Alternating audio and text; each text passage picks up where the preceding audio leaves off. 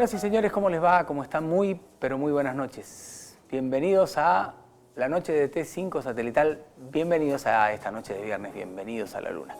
Bienvenidos a la propuesta que tenemos cada noche de que nos encontremos en el Canal Federal y podamos recuperar el valor de la palabra, podamos conversar, charlar, permitirnos una hora de charla y una hora de encuentros y una hora de escucharnos, como lo que estamos haciendo ahora, que también tiene que ver con escuchar bonitas canciones, que como decimos siempre, cada uno de esos fragmentos que abren cada espacio y cada programa son seleccionados por los invitados.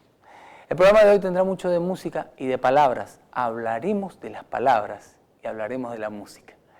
Y para abrir el programa, un gran comunicador, un hombre que sabe de palabras y de música un tocazo, un hombre que ve la realidad desde una manera muy especial y muy particular y que, por cierto, vamos a empezar hablando con él de por qué el señor Carlos Lescano eligió lo que eligió y qué es lo que estábamos escuchando. Carlos, ¿cómo te va? ¿Cómo estás? Dani. ¿Cómo Gracias estás? por el tiempo. Bien. ¿Lo que escuchábamos? Lo que escuchábamos es Bill Evans, que está sonando ahí, que es mi pianista preferido, que es un norteamericano, que murió joven, y que toca con un lirismo que a mí me gusta mucho. Es decir, es un tipo que los críticos de jazz cuestionaron mucho porque se alejaba bastante de los formatos tradicionales del jazz y la forma tradicional del jazz, justamente por esta forma de tocar vinculada a cierto romanticismo, ¿no? Un lírico. Esto tiene que ver con su formación, obviamente. Su formación es una formación académica y que viene de cierta música relacionada con ciertos autores, Debussy, Ravel. Y entonces toca como toca porque tiene esa influencia, ¿no? Él es una persona que tuvo una carrera muy buena, brillante, es neoyorquino, tocó en el Village Vanguard durante muchos años, tiene discos grabados ahí, estuvo en Buenos Aires 2 veces y murió joven, era heroinómano y se murió de una insuficiencia cardíaca, ¿no? Y a mí me parece una persona, para mí, entrañable. Tiene un tema que a mí me gusta mucho, se llama Peace, Peace, Peace, es paz, y es nocturno además, ¿no? ¿Cuánto de eso que deberíamos conocer de los artistas no se da o no se conoce? Porque hay, a ver, es cierto que hay artistas, existen intérpretes y existen determinados estilos que están dirigidos a segmentos muy pequeños, comparativamente. Pero no nos permitimos muchas veces indagar y conocer, bucear entre lo bueno que tiene la música, ¿no? Bueno, ahora hay más posibilidades, me parece. Ahora con Internet tenemos muchas posibilidades de buscar y de indagar y de llegar a lugares que antes no podíamos llegar. Me parece que también tiene que ver con la saturación. Vivimos en un mundo plagado de imágenes y sonidos y en una continuidad inconcebible, inabarcable. Es como si todo el día comieras pan. En algún momento eso no querés más pan. Entonces ahora, como tenemos todo disponible a la vista y al oído, me parece que hay pocas posibilidades de ir a buscar ciertos detalles, que me parece que en los detalles está la esencia, ¿no? A veces. Y capaz que es por eso, me parece. Pues estamos bombardeados de información que no nos permite el disfrute. Me parece que, y además a una velocidad imparable. Siempre digo que vivimos un tiempo de prisas y deberíamos ir por las pausas. Me parece que unos momentos de pausa hacen falta. Y vivimos atormentados por una vorágine de palabras y de vez en cuando el silencio ayuda a que las palabras puedan llegar a la hondura que a veces tienen. ¿Por qué perdimos el valor y la importancia o desaprendimos sobre lo importante de las pequeñas cosas, de los detalles, de esto que vos estabas mencionando? ¿Qué pasó en el medio para que descuidemos tanto, a punto tal que hoy hay una búsqueda desenfrenada de eso que es la pausa. Y es Y casi una contradicción. es una contradicción total, sí.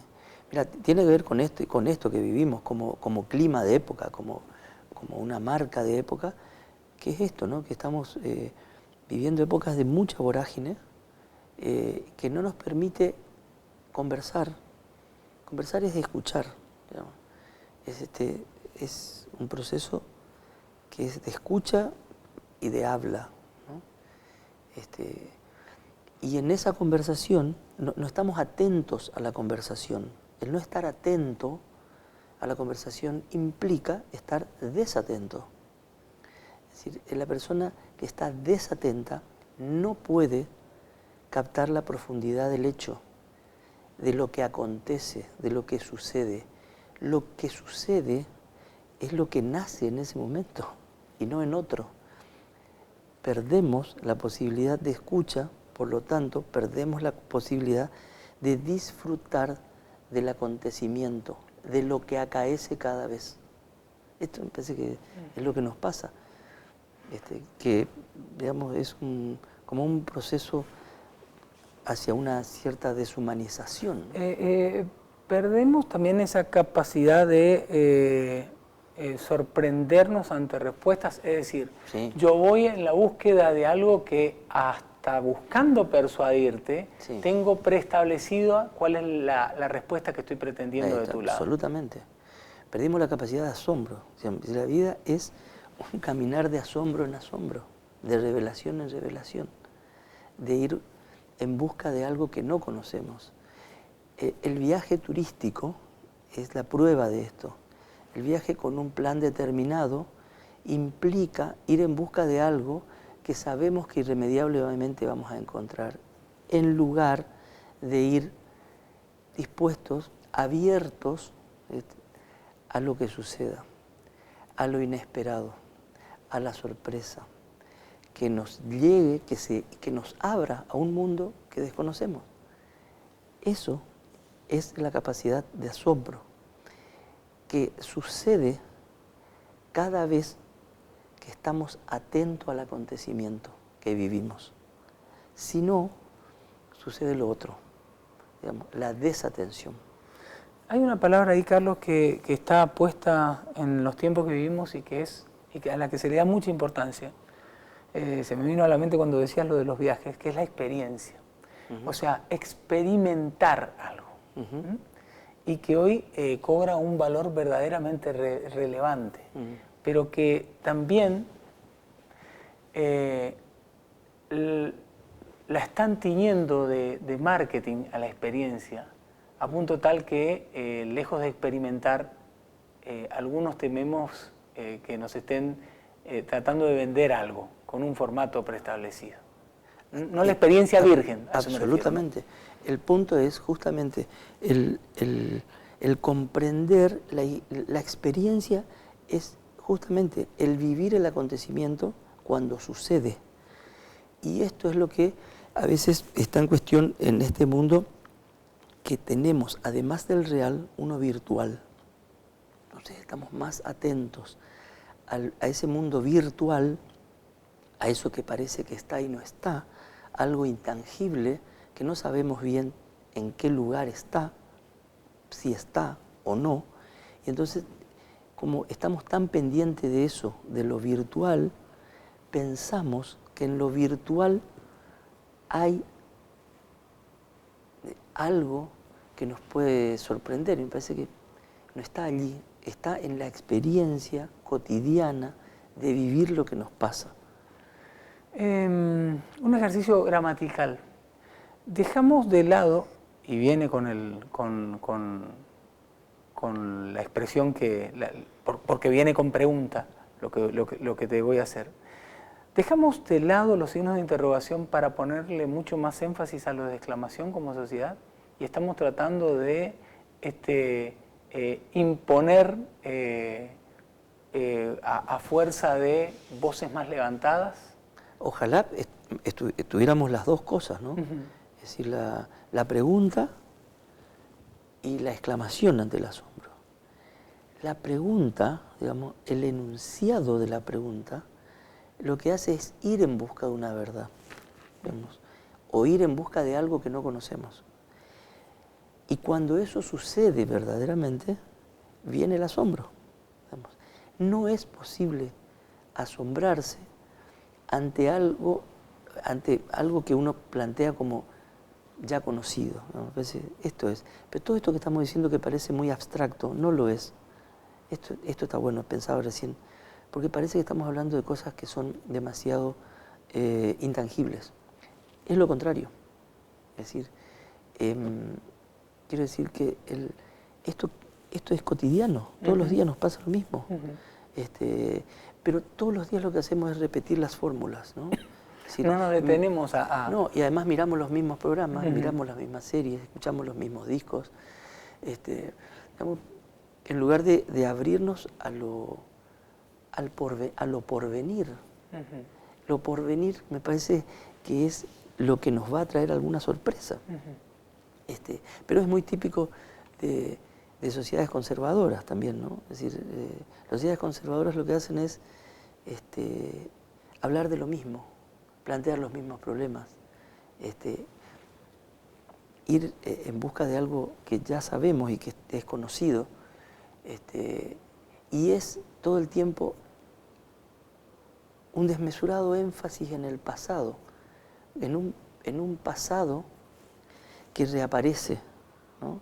De otras formas, pero y entonces lo que pasa ahí es que el futuro no termina de aparecer, porque no tenemos esta capacidad de interrogación real y de abrirnos al porvenir.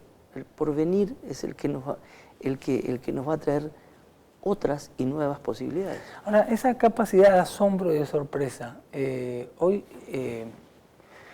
no empieza a darse en una sociedad conservadora o en una provincia como la nuestra, con tanta historia y tanto para revisar, no empieza a verse sorprendida y resaltan más esos signos de exclamación ante tanta expresión de tanto arte que se empieza a desparramar por tantos espacios.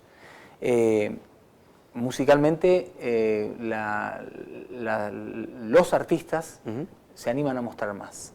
Ni hablar de lo que pasa con las personas que escriben, porque digo, hay cada vez más espacios, cada vez más lugares, cada vez más historias que se cuentan, cada vez más poetas que comparten lo suyo. Sí. ¿No es gratamente, no es una grata sorpresa esto? Sí, pero también me parece que hay actores y formas conocidas y hay actores y formas desconocidas. Yo le trato de poner mucha atención a los actores culturales no tan conocidos, que mantienen cierta independencia de lo establecido, de lo formalizado, de lo que está en los museos y que sucede en otro lugar, sucede de manera casi lateral. Creo que allí hay algo que se gesta, que es igualmente importante, pero que además es realmente novedoso, porque pasa por la experimentación justamente.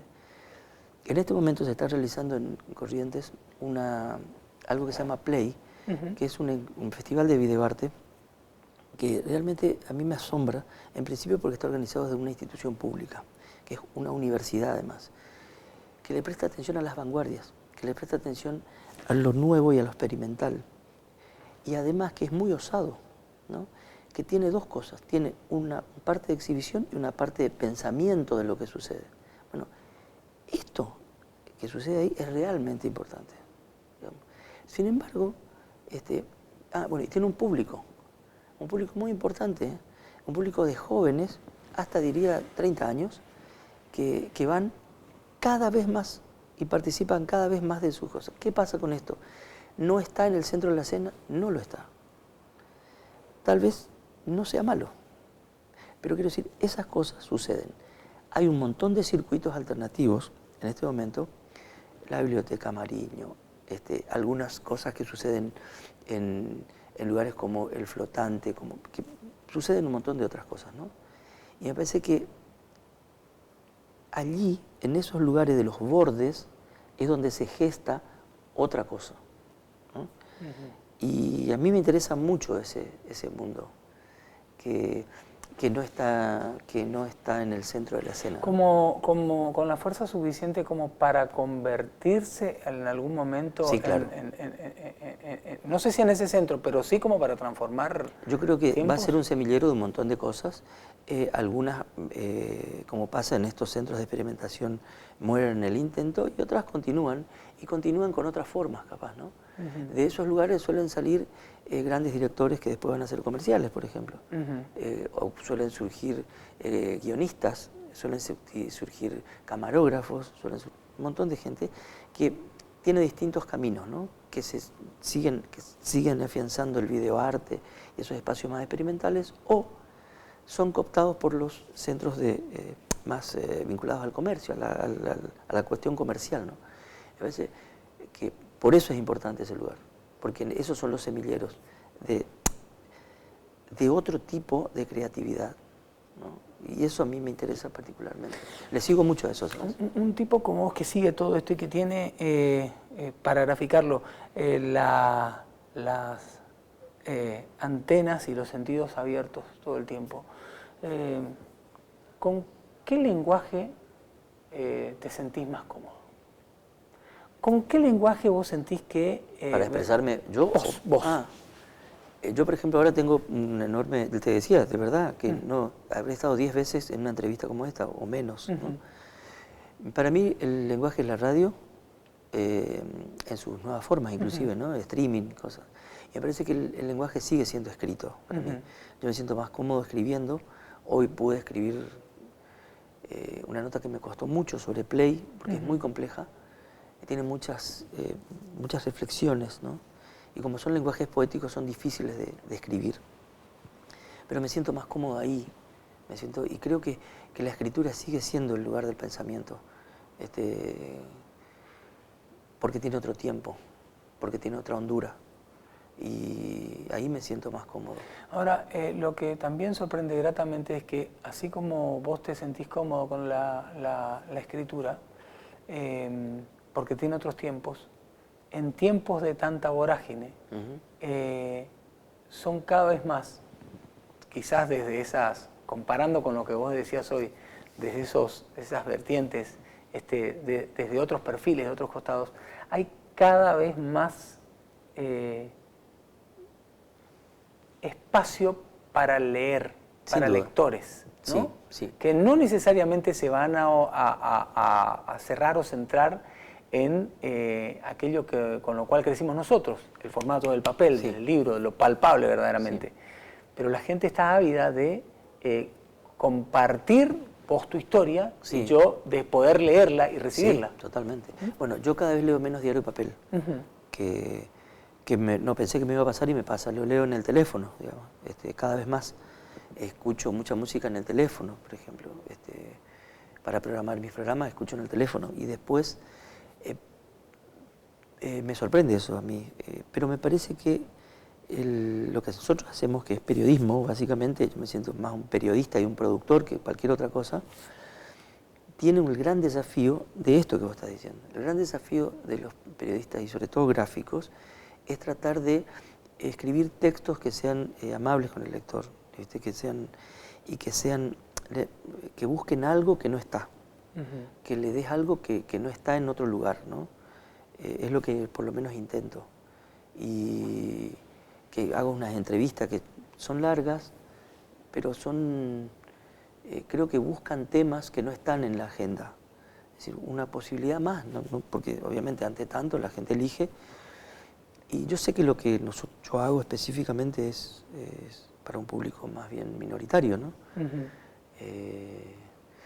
Pero bueno, y creo sí esto que vos decís, ¿no? Que hay una proliferación de medios, se consume todo es posible,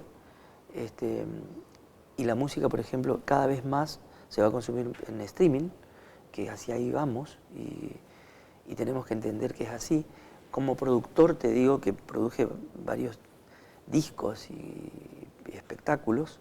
El tema es, tenemos que entender en Corrientes que las industrias culturales han finalizado en los formatos tradicionales y tenemos que comprender que el disco objeto prácticamente no existe. Entonces tenemos que empezar a avanzar hacia nuevas formas de producción que pasan por nuevos formatos, ¿no? Todo en Internet, que obviamente tienen códigos, tienen derecho de propiedad, todo esto es posible, pero hacia ahí tenemos que ir y no detenernos en ese pasado que se desvanece. Va a quedar un nicho de coleccionistas que van a querer el objeto y está muy bien. Ahora, el mundo avanza hacia industrias creativas que pasan por Internet. Tengo un amigo que dice que es propietario de una emisora y que dice que su radio está hecha para una inmensa minoría. Ahí sí. ¿Esos son los mercados de hoy? Los mercados son nichos cada vez más, me parece que más fragmentados, pero sin embargo hay algunas cuestiones que pasan. Los consumos juveniles, por ejemplo, ¿no? Un artista que se llama Dean, ¿no? Pone un disco, él es coreano, pone un disco, digo yo, pone un video, ¿no? Y en el streaming tiene 30 millones de visitas en una semana, por ejemplo. Sí, esto, hacia ahí vamos, ¿no? Yo no digo que no exista lo otro, lo otro existe. De hecho, yo estoy en una radio que también es una radio así. Tiene internet, pero se consume mayoritariamente por aire, creo. Pero creo que avanzamos hacia un mundo de producciones y de circulaciones de bienes culturales de manera diferente. Ahora, ese artista que vos mencionabas, que hoy tiene 30 millones de visitas, Sí. ¿tendrá la trascendencia de que supieron tener, no sé, Beatles? Y es probable que no lo sé, no lo sabemos en realidad. Yo no puedo contestar. Digo, de verdad porque que no lo sé. hay cosas que tienen mucho más que De ver con verdad la que no lo moda, sé. Carlos, y todos hemos Sí. crecido con modas que Sí. se imponían y que sonaban en todos lados, que nunca podremos saber si sonaban y Sí. se escuchaban ante 30 millones de personas o menos. Pero, por ejemplo, según los temas que tienen, ¿no? Ellos hablan de estos artistas jóvenes que son sobre todo coreanos, que muchos coreanos, españoles. Hay una española que se llama Rosalía, que pone un video y tiene millones de visitas, ¿no? Son chicos que están preocupados por temas muy profundos. En sus temas hablan de Instagram y de la sobreexposición en Instagram, por ejemplo, ¿no? Ponen en situación temas que son hondos, ¿no? Y que por eso llegan. Es decir, yo no creo en un público bobo que consume cualquier cosa. Yo creo más bien en que el artista propone algo y la gente elige mayoritariamente. No desconozco el poder de las industrias, ¿no? Que cambiaron, ¿no? de formato. De vender discos pasaron a vender productos en internet y los venden y hacen fortunas. Estos chicos son multimillonarios, son muy jovencitos y tienen fortunas, ¿no? Pero ciertamente cambiaron. En el cambio, ¿hay Honduras? Hay Honduras. Hay cosas pasatistas, mucho más. Pero algo quedará. Estamos viviendo el momento, es difícil saber eso. ¿La noche o el día para usted? Ahora el día, disfruto mucho, me duermo muy temprano. Me duermo a las 11, estoy durmiendo, 11:15. Y me levanto todos los días muy temprano a las 6. ¿Con los pies sobre la tierra o un tipo lunático? No, estoy bastante, cada vez más en la tierra. Cada vez más. ¿Pasó más la etapa de...? Sí, pasó más, tuve una etapa bastante heavy, muy heavy, casi me muero, ¿viste? Tuve 9 días en coma, o sea, uno es diferente. Después de estar 9 días al borde de la muerte real, ¿no? Entonces cuando despierta a un nuevo mundo, nace otra vez, de verdad nace otra vez. Y uno nace cada vez que se despierta y cada vez que hace algo nace nuevamente. Y uno es consciente de eso. El borde es muy delgado. No te voy a explicar en este momento a vos lo que significa esto, que lo estás viviendo, donde se borronea y no sé, pero creo que es mejor estar acá, hoy. No sabemos qué hay allá y hoy me quedo acá y me cuido para mí, para mi familia, para mis amigos. ¿Lo mejor que tenés? la familia. La familia y los amigos, es lo mejor que tengo. Este es un momento de mucho disfrute familiar y de cuidados familiares. Yo me ocupo mucho de mi familia. Dejé de lado muchas cosas para ocuparme de mi familia en estos años. Así que eso es... pero eso uno aprende. ¿Lo peor?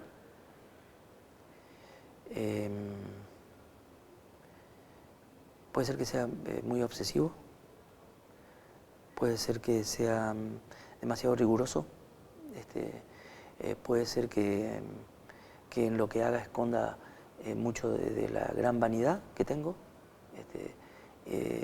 puede ser que el